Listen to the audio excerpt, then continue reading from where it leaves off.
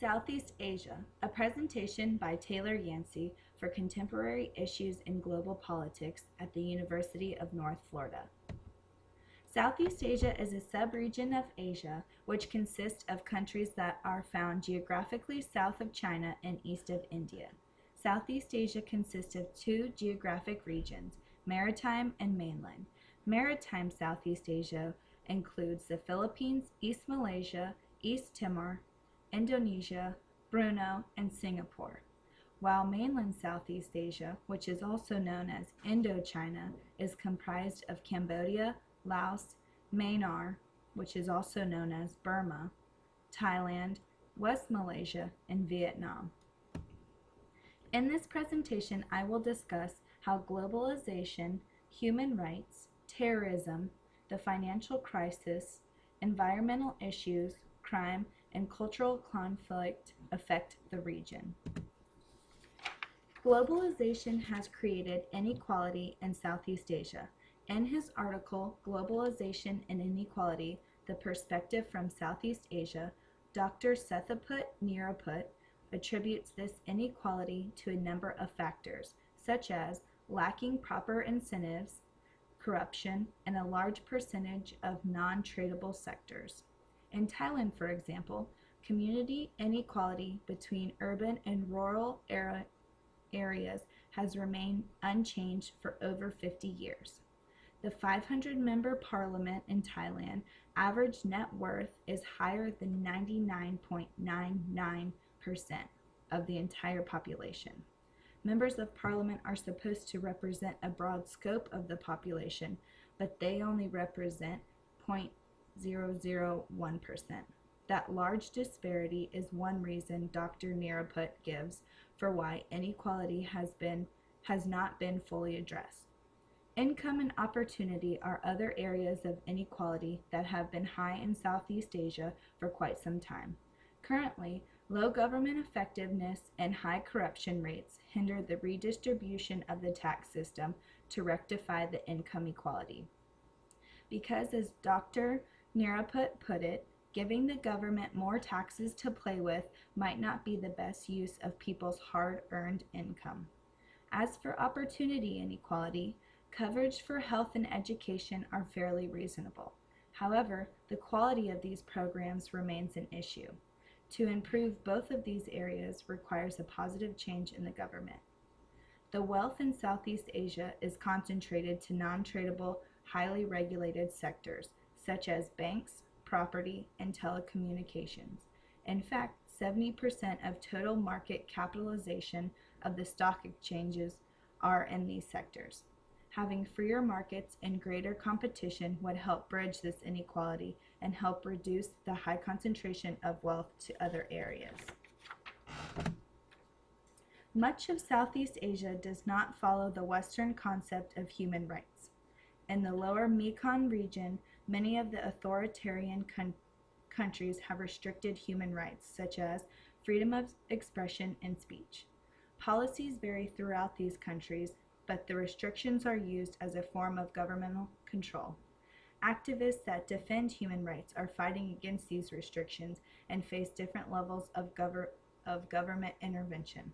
For example, over 2,000 activists are imprisoned in Burma, which has caused widespread fear of voicing opposition to the government in any form. In Vietnam, government critics can be sentenced to prison for their internet writings. However, activists in Thailand can publicly discuss restrictions on peaceful, free expression. Most of Thailand's restrictions are to the media and internet and are related to criticizing the monarchy. While Southeast Asia does have democratic countries such as Indonesia, Japan, and India, those democracies are offset by the authoritarian countries like Vietnam, Laos, North Korea, and Burma that rank among the world's least free places. These countries alternate control between elected government officials and military rule.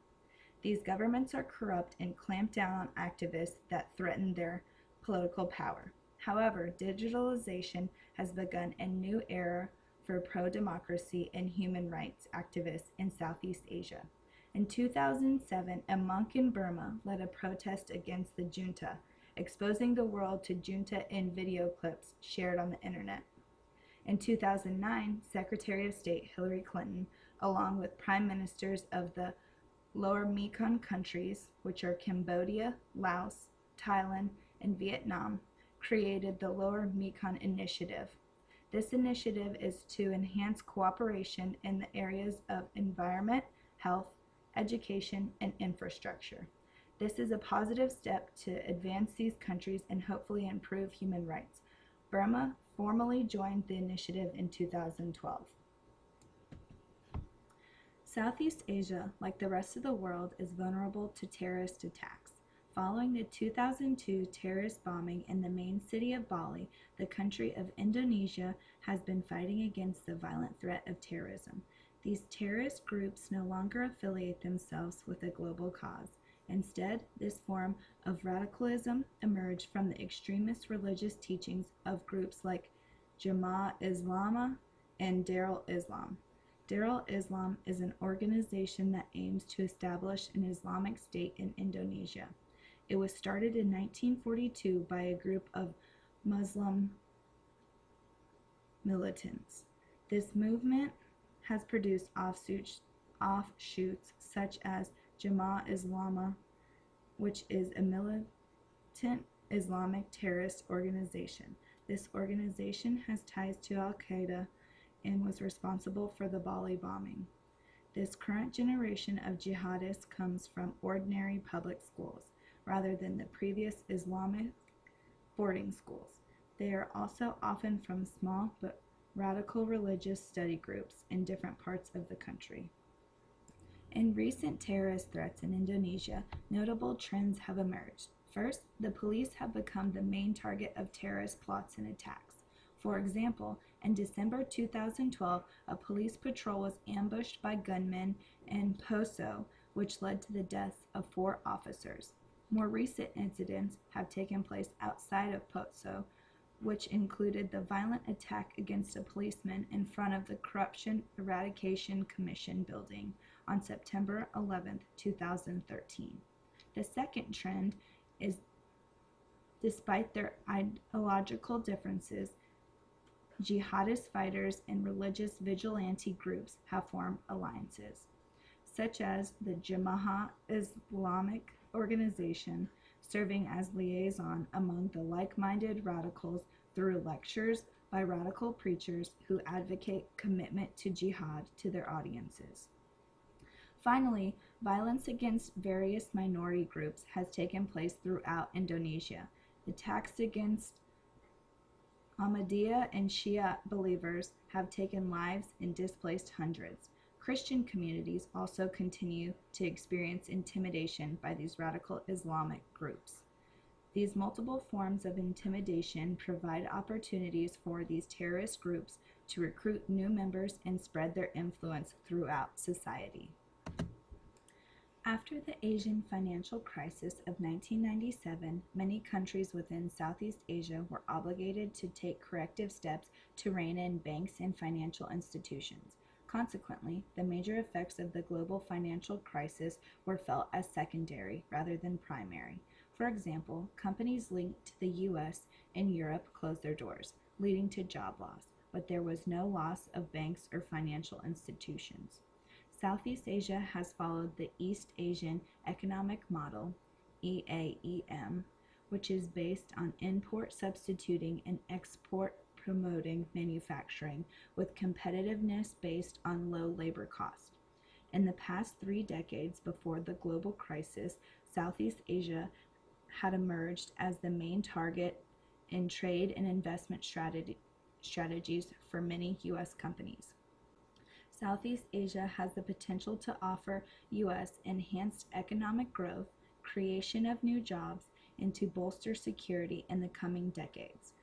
The region is also abundant with natural resources such as oil and gas, timber, gold, rubber, and land for farming, which will help increase Southeast Asia's position in the global trade. With the rapid economic expansion that is currently developing in Southeast Asia, Poverty has not been eradicated but re-engineered. Two new forms of poverty have been created through this development process. The first new form is rooted in the social and cultural aspect of poverty. This is when the poor may find their living conditions improving but are unable to fulfill their aspirations, which cause them to feel frustrated. For example, if society deems a resource important to acquire or consume, and the individual cannot obtain it, its absence is regarded as a symbol of poverty. Then there is poverty created by structural injustice or violence linked to the operation of the market economy. This includes small land owners that are forced off their land due to land grabbing by powerful elites. It can also be fishermen who find their traditional fishing grounds stripped by sand mining. These new forms of poverty are becoming a challenge for Southeast Asia to address. Like every area on Earth, Southeast Asia has its fair share of environmental issues. Poaching and deforestation have led to many native species becoming endangered. One of the most prominent species in threat is the Asian elephant, which has fallen to below 30,000 from more than 100,000. Air pollution is a global issue, but Southeast Asia has among the worst air pollution in the world. The region is prone to haze, which is the result of widespread fires, which are becoming increasingly common. During this haze, it can be hazardous to even go outside. Water security is also a vital issue for Southeast Asia. The region is close to reaching the water peak, which is the point people start consuming fresh water faster than it can be replenished. Glaciers that supply many of Southeast Asia's rivers with water are beginning to quickly melt due to global warming. And if this continues, the supply of fresh water and the crops that rely on water from these glaciers will face damaging consequences. Transnational crimes seem to be widespread throughout the countries of Southeast Asia. These are new forms of organized crimes that surpass national borders and political control, such as terrorism, drug abuse and trafficking, innovative forms of money laundering, arms smuggling, trafficking in women and children, and piracy. The Association of Southeast Asian Nations focused their initial efforts in combating transnational crime to drug abuse and trafficking, which was the prevalent crime at the time. However, with globalization, technological advances, and greater mobility across national borders, transnational crimes have become increasingly diverse and organized. A cultural clash in Southeast Asia is the conflict between Buddhists and Islam. Total segregation of Buddhists from Muslim is now fact of life in Myanmar, which I said earlier was formerly known as Burma. Until June of last year, both communities lived side by side in the capital state. However, after several rounds of violence, the Buddhist majority emptied the city of its Muslim population. The Muslim victims now scrape by in refugee camps beyond the city borders. The enmity between the Muslim population and the local Buddhists in this remote corner of Burma is a consequence of colonial and pre-colonial patterns of settlement. It is an old and very local affair, and there were hopes that it would stay that way. Not anymore. The assault on the Muslims, which cost more than 100 lives and made more than 100,000 homeless, sparked a wildfire of violence across the rest of Burma, which now seems to be spreading to other parts of Asia. Both religious groups are continuing to use violence to solve their issues.